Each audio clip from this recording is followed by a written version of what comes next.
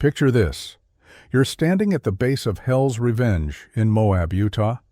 The slick rock face ahead rises at an impossible angle, 45 degrees of smooth sandstone that looks more like a wall than a trail. Modern Jeep Wranglers with 285 horsepower and electronic traction control are backing down, their drivers shaking their heads. Then you hear it. A low, grinding rumble echoing off the canyon walls. Around the corner comes a 1953 Dodge Power Wagon, its flathead six-cylinder wheezing out all of 75 horsepower. The truck looks ancient, solid front axle bouncing over every rock, no power steering fighting the driver's arms, drum brakes barely slowing its descent. The spectators start laughing. This has to be a joke. The driver puts it in first gear and starts climbing. The laughter stops. What happens next defies every assumption about off-road capability. That underpowered primitive truck crawls up the slick rock face like it's magnetized to the stone. No wheel spin, no drama. Just steady, relentless forward progress while modern machines worth 5 times as much sit at the bottom, defeated. The Power Wagon crests the obstacle and disappears over the top, leaving everyone wondering the same thing. How the hell did that just happen? This is the story of the 1953 Dodge Power Wagon, the truck that proved horsepower means nothing when you have the right gearing, the right weight distribution, and absolutely zero complicated electronics to fail you when it matters most. While everyone else was chasing speed and comfort, Dodge built something different. A mechanical mountain goat that would become the foundation of recreational four-wheeling in America and embarrass supposedly superior machines for the next 70 years. To understand why a truck with the horsepower of a modern riding lawnmower could outclimb vehicles with 4 times the power, we need to go back to 1945. World War II just ended. Dodge had spent 4 years building military trucks for the Army, specifically the 3/4-ton WC series that earned a reputation for going anywhere and surviving anything. These trucks had carried troops through the mud of Italy, the sand of North Africa, and the frozen hell of the Ardennes. Now Dodge had a problem. The war contracts were done, but they had factories tooled up to build military vehicles and a proven design that had survived the worst conditions on Earth. Their solution?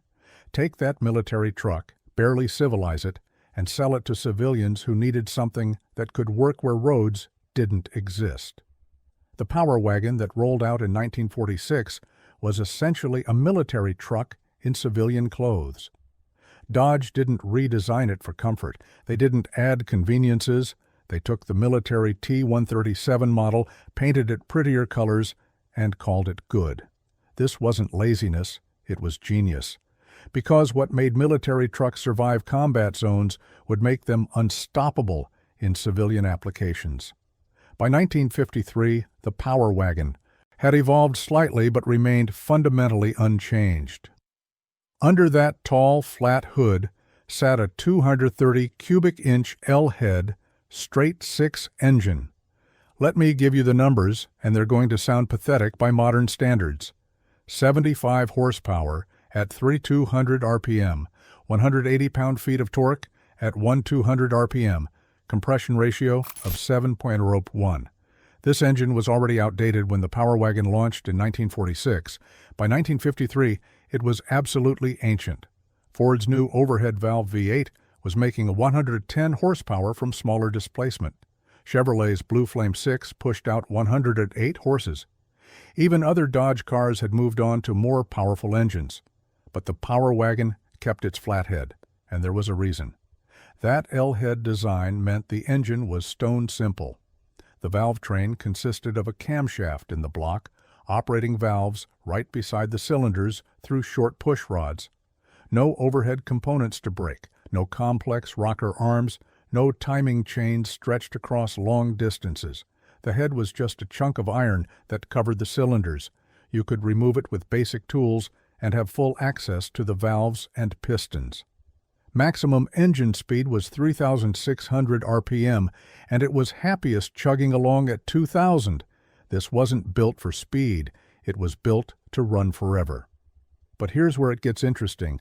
That pathetic 75 horsepower didn't matter because of what happened between the engine and the wheels.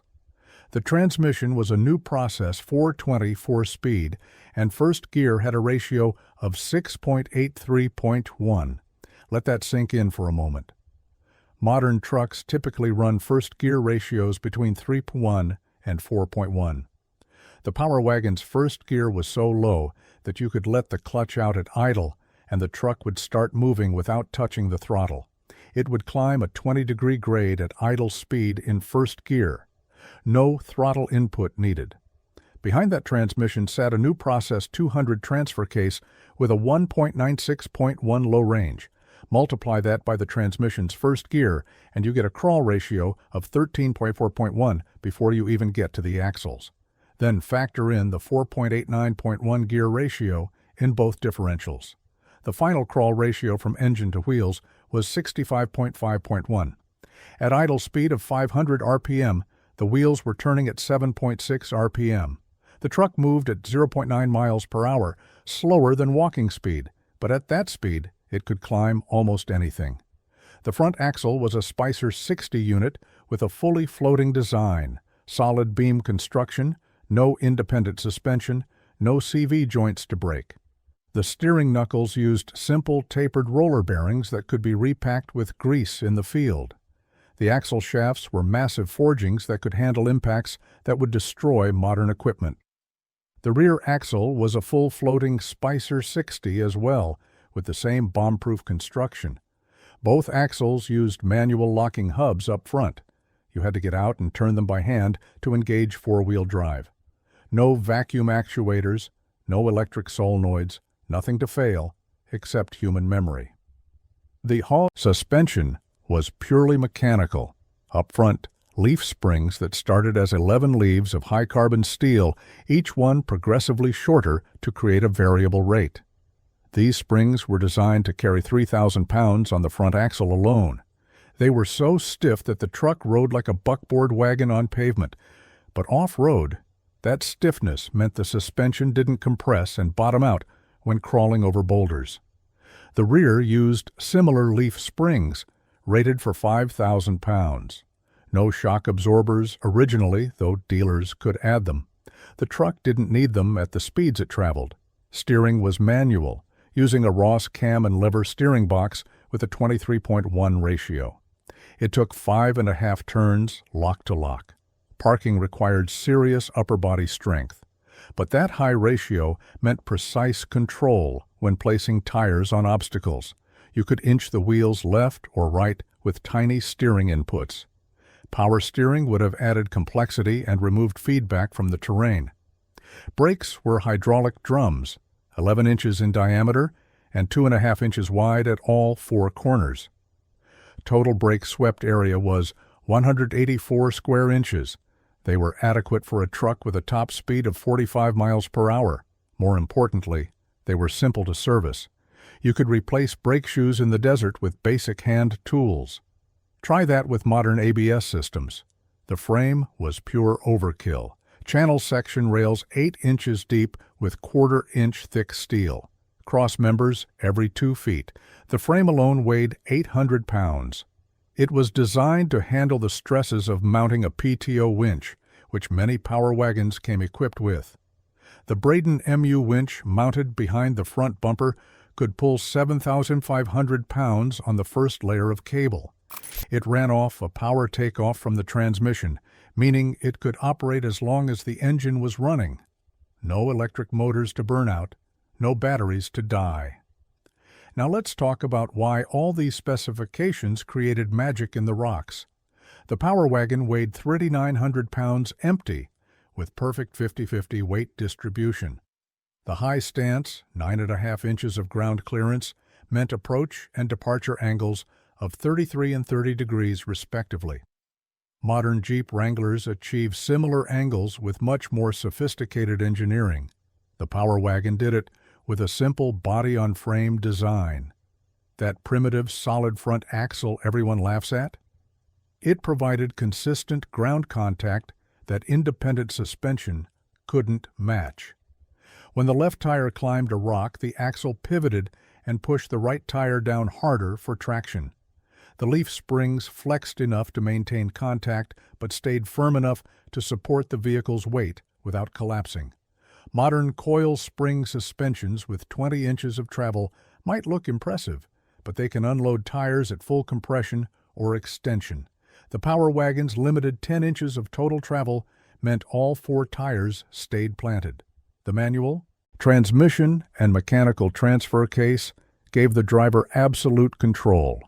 No torque converter slippage, no computer deciding when to shift, no traction control cutting power when wheels spun. If you needed wheel spin to bounce over an obstacle, you got it. If you needed to bump the throttle for a split second of extra momentum, the mechanical connection delivered instantly. Modern automatics might be smoother, but they add delay and remove control. In 1953, recreational four-wheeling didn't exist as we know it today, but uranium prospectors in Utah and Colorado were pushing deeper into canyon country, following traces of radioactive ore into places no vehicle had gone before. They discovered that war-surplus power wagons, available cheap from military auctions, could reach claims that defeated every other truck. Word spread through the mining camps. These trucks could climb slick rock faces that looked impossible. The first documented recreational four-wheel drive event in Moab happened in 1955, organized by the Moab Chamber of Commerce. Guess what most participants drove? Power wagons. Not because they were fast or comfortable, but because they could complete obstacles that stopped everything else. The Jeep CJs of the era had more horsepower, but less weight, and narrower axles. The Ford F-Series trucks had more power, but worse approach angles and higher gearing. The Power Wagon just churned through everything. Testing data from the period is scarce, but what exists is remarkable. Dodge's own testing showed the Power Wagon could climb a 60% grade, that's a 31-degree angle, fully loaded at 8,000 pounds gross weight. It could ford water 30 inches deep without preparation. The approach angle meant it could climb a vertical wall 26 inches high. The turning radius was 23 feet, tight for a vehicle with a 126-inch wheelbase. These weren't just numbers on paper.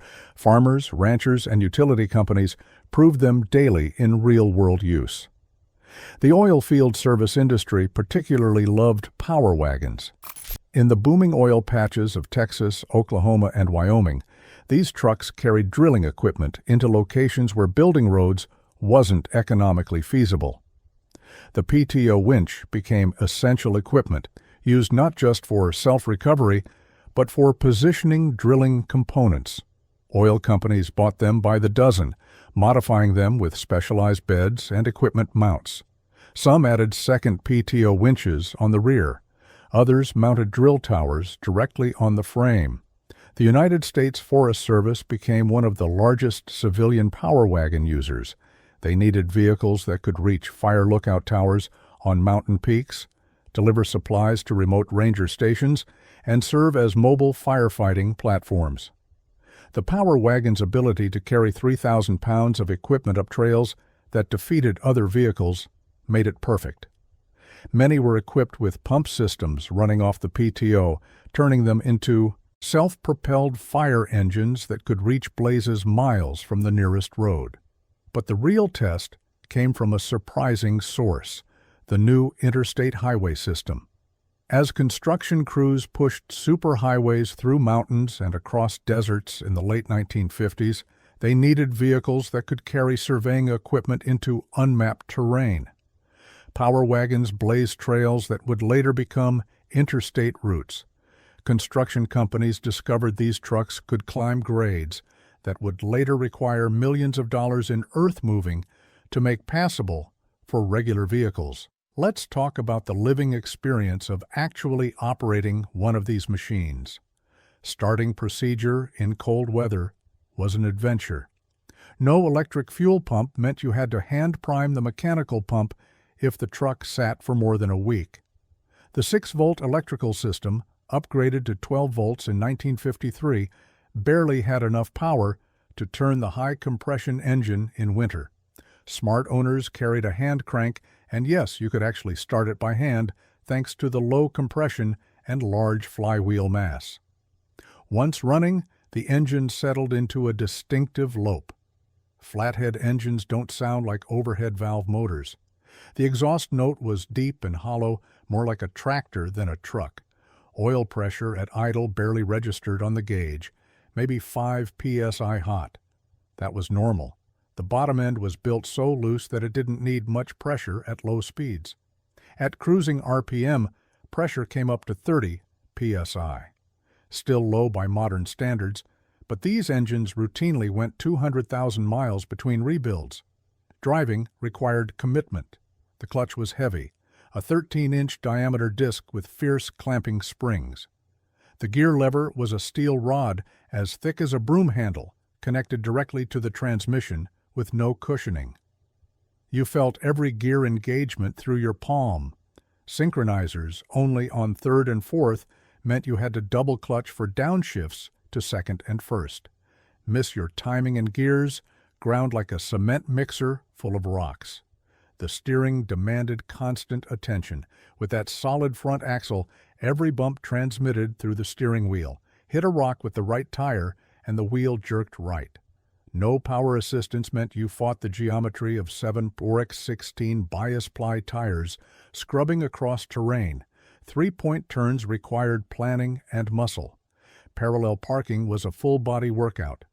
But when crawling over obstacles, that direct mechanical connection told you exactly what the front tires were doing. You could feel them grip, slip, and grab again. Highway driving tested your patience and eardrums.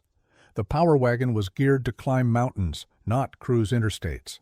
At maximum speed of 45 miles per hour, the engine was spinning 2,800 RPM, near its torque peak, but generating maximum noise.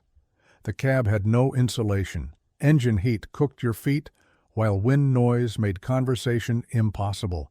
The bias ply tires howled on. Pavement. Fuel consumption at highway speeds dropped to 8 miles per gallon. Around town, if you kept speeds below 30, you might see 12 mpg. Working hard in four-wheel drive low range, consumption could drop to 4 mpg. But get off the pavement, and everything changed. That agricultural tractor sound became reassuring consistency. The gear whine that annoyed on highways meant mechanical components were engaging properly. The steering that exhausted you in parking lots provided precise control over obstacles. The suspension that hammered your kidneys on expansion joints floated over rocks and ruts that would have bent modern independent suspension components. The 1953 improvements seem minor, but mattered. The 12-volt electrical system doubled the voltage from previous years, providing better starting and lighting. Those sealed beam headlights were revolutionary in 1953. Before that, you had separate bulbs and reflectors that corroded and dimmed. The improved door seals actually kept most of the rain out, though the floor still had drain plugs for when water inevitably found its way in. The heater, if you could call it that, now had a fan that moved enough air to clear the windshield on all but the coldest days. Production numbers tell an interesting story. In 1953, Dodge built 12,487 Power Wagons. Not huge numbers compared to their regular truck line, but remarkable for such a specialized vehicle. These weren't bought by suburban commuters. Every single one went to someone who needed its capabilities. By comparison, Chevrolet sold over 300,000 pickups that year, but how many could climb what a Power Wagon could climb? The military never completely abandoned the Power Wagon design. The M37 3/4-ton truck used from the Korean War through Vietnam was essentially a modernized Power Wagon. Same basic layout, similar drivetrain, identical philosophy of simplicity and reliability over comfort and speed. When the military needed vehicles for the worst conditions on Earth, they went back to what worked. Dodge knew they had something special, but struggled to market it. Advertisements from 1953 showed power wagons pulling stumps, crossing streams, and climbing mountains. The tagline, "Gets through where others can't," was literally true but didn't convey why someone would want that capability. This was before recreational off-roading became popular. Four-wheel drive meant work, not play. The company sold power wagons to people who had no choice but to go where roads didn't exist. The competition wasn't really competing. International Harvester's R-Series trucks had optional four-wheel drive but used a two-speed transfer case that provided less gear reduction. GMC's military surplus CCKW 6X6 trucks had incredible traction but were too large for civilian use. Willys marketed the CJ5 as the go-anywhere vehicle, but it couldn't carry the payload of a power wagon. Ford wouldn't offer factory four-wheel drive until 1959. The Power Wagon stood alone in its combination of capability and availability. By the late 1950s, something interesting started happening. Young men who'd learned to drive in military vehicles during Korea started buying surplus power wagons and modifying them. They weren't using them for work. They were exploring. Desert racing was starting in California. Rock crawling was developing in Utah. The Rubicon Trail was first driven end-to-end in 1953 by a group that included several power wagons. These trucks were creating a new sport without anyone realizing it. The modifications were crude but effective. Owners discovered that swapping to 4.56.1 gears in the differentials improved highway speed without sacrificing too much low-speed crawling ability. Some installed overhead valve cylinder heads from industrial engines, boosting horsepower to nearly 100. Aftermarket PTO winches got mounted front and rear. Larger tires, up to 9.16 military surplus, improved ground clearance and traction. Each modification was shared through word of mouth, creating tribal knowledge about what worked and what didn't. The Power Wagon production run from 1946 to 1968 saw incremental improvements, but no fundamental changes. The 1957 models got the 251 cubic inch engine with 100 horsepower. The 1961 trucks received the Slant 6 engine with 140 horsepower. But enthusiasts often preferred the earlier trucks. More power just meant more breakage when crawling. The original 75 horsepower flathead couldn't generate enough torque to break components that the bigger engines destroyed. What made the Power Wagon revolutionary wasn't any single innovation. Everything on the truck existed before. What Dodge did was combine proven components into a package optimized for a specific purpose, going places other vehicles couldn't reach. They didn't compromise that purpose for comfort, speed, or economy. In an era when automotive marketing emphasized style and performance, Dodge sold pure capability. The engineering philosophy was distinctly American, but also timeless. Overbuild everything. Use mechanical solutions instead of complex systems. Make it field repairable with basic tools. Design for the worst conditions imaginable, then add 50% safety margin. This approach created vehicles that survived decades of abuse that would destroy modern trucks in months. Consider the math of durability. A Power Wagon engine turning 2,000 RPM at 30 miles per hour accumulated 4,000 crankshaft revolutions per mile. A modern truck with overdrive transmission might turn 1,500 RPM at 70 miles per hour, 1,285 revolutions per mile. But the modern engine operates at higher temperatures, pressures, and stresses. The Power Wagon's loose tolerances, low compression, and modest power output meant mechanical sympathy was built into the design. You couldn't overstress it because it didn't make enough power to hurt itself. The cooling system exemplified this philosophy.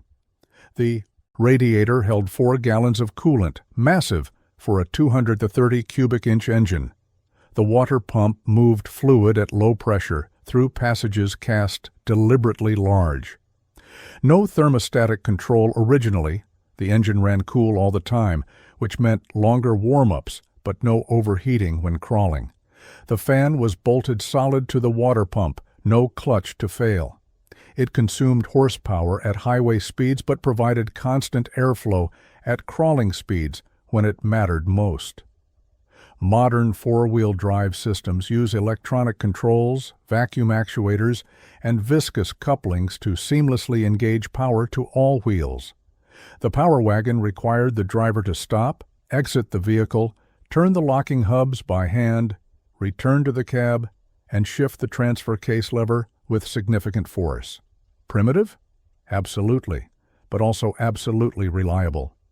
Those manual hubs from 1953 still work today. Electronic engagement systems from 20 years ago are already obsolete and irreparable. The story reaches its climax back where we started, on the slick rock of Moab. In modern four-wheeling competitions, vintage power wagons still compete against vehicles with 4 times the horsepower and infinitely more sophisticated suspension. They don't win on speed, they win on consistency. When electronic traction control systems get confused by the unique grip of sandstone, the Power Wagon just keeps its wheels turning at exactly the speed the driver commands. When independent suspension unloads tires at maximum articulation, the Power Wagon's solid axles maintain ground pressure. A few years ago, a group of engineers from a major automotive manufacturer brought their latest prototype four-wheel drive system to Moab for testing. They also brought a 1953 Power Wagon as a benchmark. The prototype had 400 horsepower, electronic lockers, adjustable suspension, and traction control that could vector torque to individual wheels. On moderate trails, it outperformed the Power Wagon easily. But on the extreme obstacles, Hell's Revenge, Pritchett Canyon, the Golden Spike, the Power Wagon completed climbs that stopped the prototype. The engineers spent hours analyzing why. The answer was elegant. The Power Wagon's limitations were actually advantages. Because it made so little power, drivers had to maintain momentum through proper line choice rather than powering through obstacles. The ultra-low gearing meant never losing that momentum once gained. The solid mechanical connections meant instant response to throttle inputs. The weight and solid axles provided stability that no amount of electronic wizardry could replicate. It wasn't better technology, it was appropriate technology.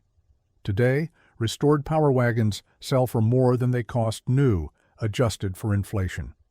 The 200,000 civilian Power Wagons built between 1946 and 1968 have become increasingly valuable as collectors recognize their historical significance.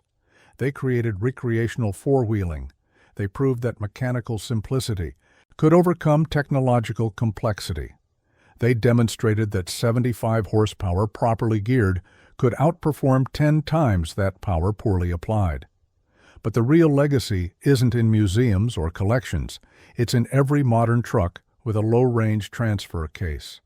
Every Jeep crawling over rocks in Moab. Every pickup with locking differentials. Every vehicle designed to go beyond where roads end. They all trace their DNA back to that agricultural engine wheezing out 75 horsepower, turning massive gears at walking speed and climbing obstacles that physics says it shouldn't be able to climb. The Power Wagon asked a simple question. What if we optimized purely for capability? Not speed, not comfort, not efficiency, not style. Just the ability to keep moving forward when every other vehicle stops. The answer to that question created a legend that still embarrasses modern machinery 70 years later. Because sometimes the old ways really are the best ways. Sometimes sophistication is the enemy of reliability. And sometimes 75 horsepower and the right gearing can take you places that all the technology in the world cannot reach. What's remarkable isn't that the Power Wagon could climb what it climbed. What's remarkable is that we've spent 70 years adding technology to improve on its capability, and in many ways, we've actually gone backward. We've added speed and comfort, but we've lost the mechanical purity that made the Power Wagon unstoppable. We've gained electronic assistance, but lost the direct connection between driver and terrain. We've increased horsepower, but decreased the durability that let these trucks work for decades. The next time you see a lifted truck with massive tires and LED light bars struggling on a trail, remember the Power Wagon. Remember that capability isn't about equipment, it's about engineering. It's about choosing the right solution for the problem, not the most complex one. It's about building things to last, not just to impress. That's the lesson of the 1953 Dodge Power Wagon. 75 horsepower, solid front axle, and absolutely unstoppable. Have you ever driven something that completely changed your perception of what vehicles can do? Drop a comment below and share your story. And if you enjoyed this deep dive into American engineering history, hit that subscribe button because we're just getting started exploring the machines that defined generations.